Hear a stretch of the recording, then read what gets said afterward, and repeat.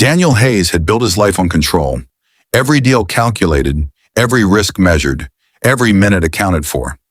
As one of the youngest self-made millionaires in the state, his name carried weight and his schedule was ruthless.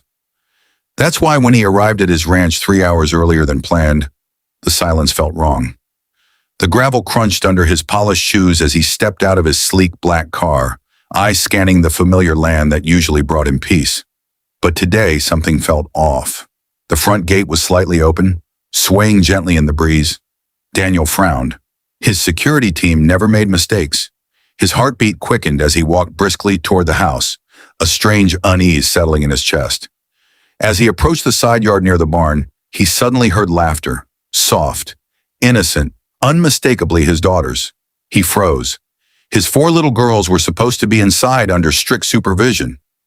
Moving cautiously, Daniel stepped around the corner, and what he saw made his breath catch so sharply it almost knocked him backward. There on the grass, his daughters stood barefoot in a circle, their expensive dresses slightly dusty, their faces glowing with pure joy. In the center of them was the maid, the new maid, the one he had barely noticed when she was hired a week ago. She was kneeling on the ground, gently feeding handfuls of grain to a few chickens while the girls watched in fascination, giggling every time a bird pecked from her hand. For a moment, Daniel couldn't process it. His mind raced through possibilities. Had security failed?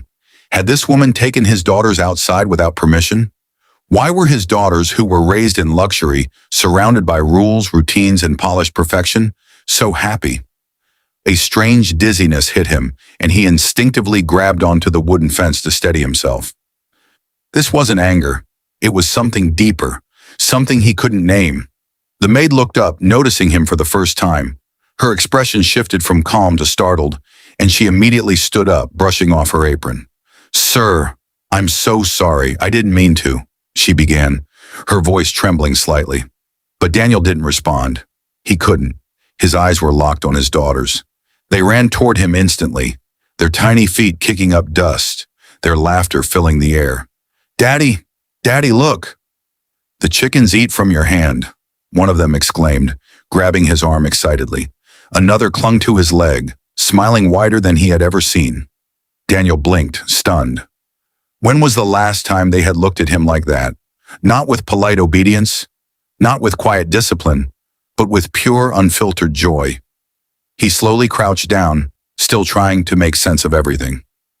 You went outside," he asked, his voice softer than usual. Miss Anna said, "It's okay. She said we should feel the grass and feed the animals," one of the girls replied innocently.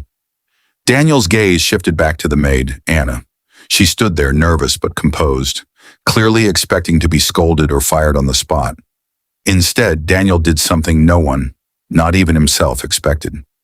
He asked quietly, "Why?" Anna hesitated, then answered honestly, "Because they have never experienced it, sir." The words hit him harder than any accusation ever could. Never experienced it. His daughters had never felt grass under their feet, never fed animals, never played freely outside. A wave of realization crashed over him. In his pursuit of perfection, he had given them everything except a childhood. His chest tightened as memories flooded back. Strict schedules, private tutors, limited playtime, constant rules. He had convinced himself it was for their future, but standing there watching their bright eyes and carefree laughter, he began to question everything. Without saying another word, Daniel slowly extended his hand toward the grain Anna had been holding earlier. The girls gasped in excitement. "Daddy's going to do it!" they cheered.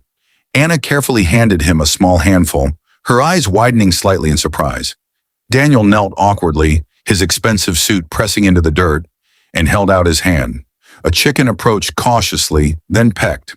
He flinched at first, causing the girls to burst into laughter. And just like that, something shifted. A crack in the wall he had built around himself for years.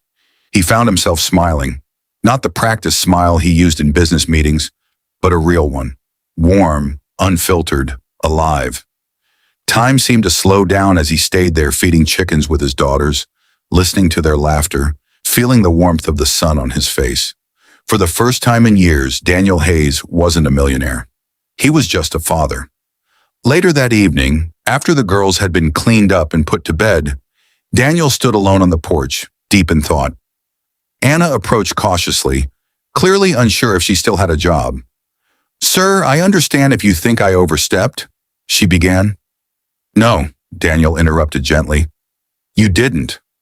He turned to look at her, his expression softer than she had ever seen. "You did what I should have done a long time ago."